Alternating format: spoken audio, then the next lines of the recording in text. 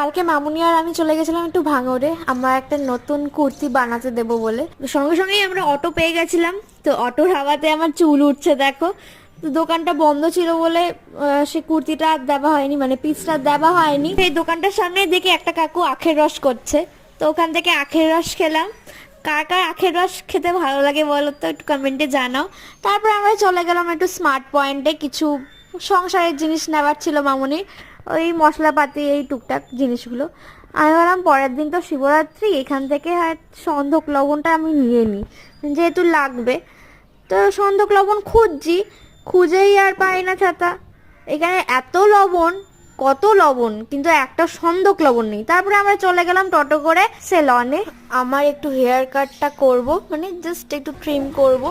কিরকম ট্রিম করলাম, কিরকম কাটলাম, নেক্সট ভিডিওতে নেক্সট পার্টে। তোমরা যদি নতুন হয়ে থাকো প্লিজ চ্যানেলটা সাবস্ক্রাইব করে যাও।